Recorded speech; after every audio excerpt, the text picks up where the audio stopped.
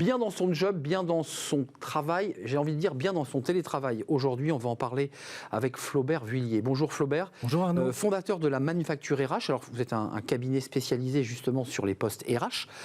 Et régulièrement, sans langue de bois d'ailleurs, vous venez sur notre plateau nous faire partager vos conseils. Alors l'intégration, c'était un sujet fondamental avant Covid et il est devenu encore plus important en période Covid. Pourquoi ? Alors c'était déjà en effet un sujet très important, l'intégration, sur lequel DRH, cabinet de recrutement, passe du temps. Quelques chiffres, moi j'aime bien toujours parler avec des chiffres.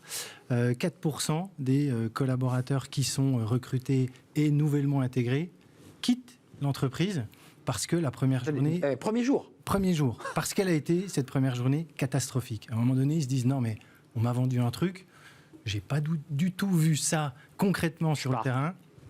Je pars, je vais faire autre chose.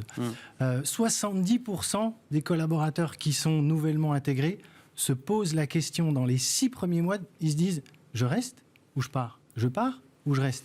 On est sur une ligne. D'ailleurs, à nous, cabinet de recrutement, moi, des gens qui sont en période d'essai, j'hésite pas à aller les chasser parce que je sais... C'est des proies. Oui, je me dis peut-être que ça le fait pas tant que ça. Donc, voilà, on a ce vrai sujet. Donc, c'était déjà un sujet, l'intégration, avant le Covid, le confinement et le télétravail. Et le télétravail est venu complexifier encore un peu plus ce sujet de l'intégration. Alors justement, ce télétravail, il faut le prendre en compte dans l'intégration parce que ça a été une obligation dans le premier confinement. Tout le monde a dû se plier au télétravail. Et je me souviens d'avoir eu des invités dans cette période qui disaient nous, on a intégré 20 collaborateurs à distance. Oui, tout à fait.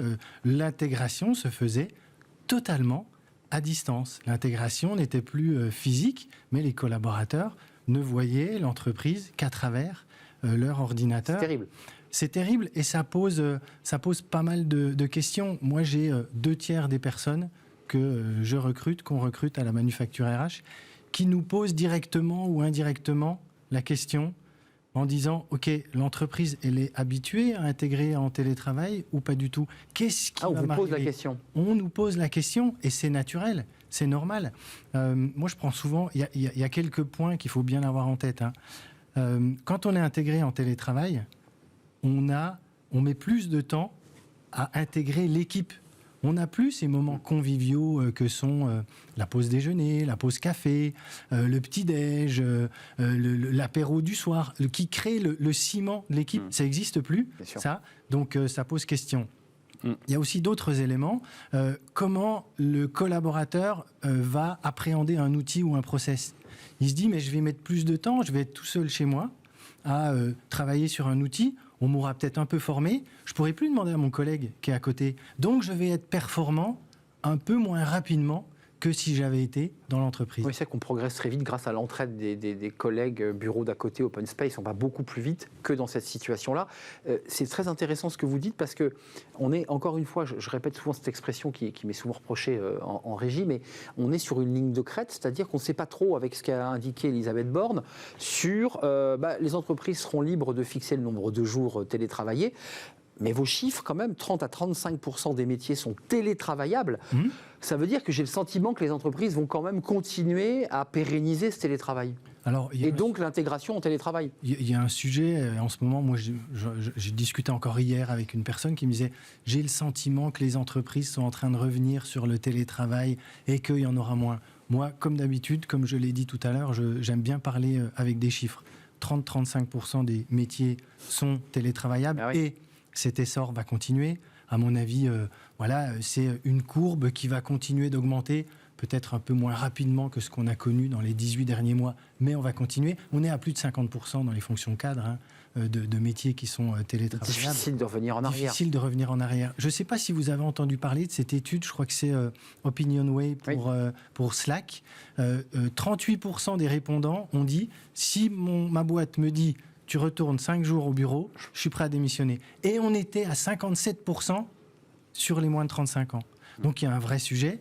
Dernier chiffre sur le télétravail, 20 000, on est à un peu plus même, je pense qu'on est plus proche des 25 000 accords ça a progressé depuis. Qui ont été signés sur le télétravail. Je ne vois pas de retour en arrière sur le sujet, juridiquement, managérialement. Et dans ces accords, on est à un peu plus de 2 jours, 2 à 3 jours en moyenne de télétravail C'est ça, par semaine. c'est l'hybridation Voilà. 2-3 jours. L'histoire est en marche. L'histoire est en marche et justement, vous, Manufacture RH, votre entreprise, vous êtes obligé de vous adapter. C'est quoi les bonnes pratiques? Parce que j'imagine que vous apportez du conseil à ces entreprises qui disent je suis un peu au pied du mur là. Alors c'est notre rôle d'accompagner nos clients sur le sujet du télétravail et de cette intégration en télétravail. Quelques bonnes pratiques. Par exemple, moi je conseille toujours de mettre en place 30 minutes par jour pendant 3 semaines dans l'agenda du manager avec son collaborateur. Ces 30 minutes qui vont remplacer... On les sanctuarise à la même heure. 11 heures chaque jour. Peut être pas toujours simple, mais il faut le faire. Voilà, mais en tous les cas, on le sait. Et le collaborateur, il sait qu'il a ce moment avec son patron pour, à un moment donné, pouvoir échanger. La démarche du collaborateur en télétravail qui se dit « j'ai une question à poser à mon boss, il y a un truc que je ne comprends pas ». Quand on est au bureau, on passe une tête. Ouais, c'est facile. J'adore cette image de passer une tête, c'est simple, on le croise dans le couloir. Excuse-moi, on peut se voir tout à l'heure. Là, c'est pas possible. Et donc, le collaborateur doit ou faire un mail ou appeler. Il est en période d'essai, il se met en position très très basse là en se disant je vais lui poser une question, je suis en période d'essai, je ne sais pas. Patron, je sais pas. Non, on a au moins ce moment à 11h tous les jours où on a ces 30 minutes, soit on refait le monde, soit on parle de sujets de fond, soit c'est le moment pour le collaborateur de poser ses petites questions. Autre bonne... Ça permet de le garder aussi. Ça évite que le collaborateur se sente en fragilité au point de se dire bon, je m'en vais, quoi, je suis pas à la hauteur. Alors vous soulevez aussi un vrai sujet, Arnaud, un départ. Un recrutement raté, période d'essai. Cher. Il y a une étude qui a été faite pour un collaborateur qui gagne 3 000 euros brut, c'est à peu près, ça coûte 45 000 euros. Ok, donc on peut faire pendant 3 semaines ce petit exercice.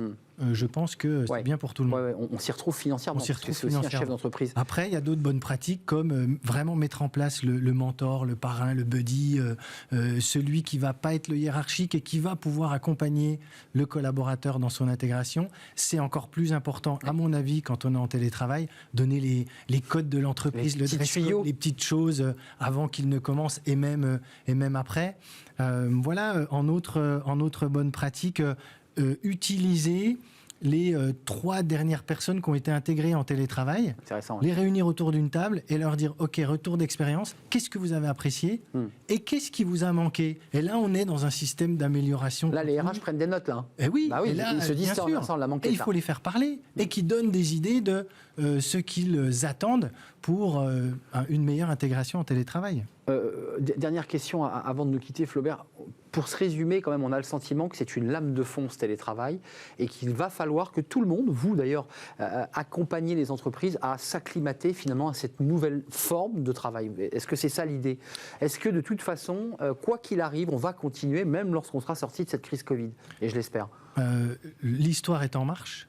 C'est une lame de fond, je suis tout à fait d'accord avec ça, et je pense que les services RH comme les cabinets de recrutement comme nous, qui ne font pas le travail de se poser la question, c'est peut-être une faute professionnelle. Moi j'y crois, je suis certain que voilà, on a passé vraiment un cap sur le télétravail, et donc il faut vraiment prendre en compte ce télétravail à tous les niveaux, y compris dans l'intégration, c'est à mon avis fondamental. Même comme lorsque la ministre Borne dit aux entreprises, elle avait plusieurs options sur la table, elle a tranché lundi, aux entreprises de choisir le nombre de jours télétravaillables. Est-ce que c'est bien finalement de donner les clés aux entreprises? Après tout, oui, elle le réclamait. Ben moi, je trouve ça très bien. À un moment donné, autonomie, c'est à l'entreprise de définir. On ne peut pas tout attendre d'un gouvernement.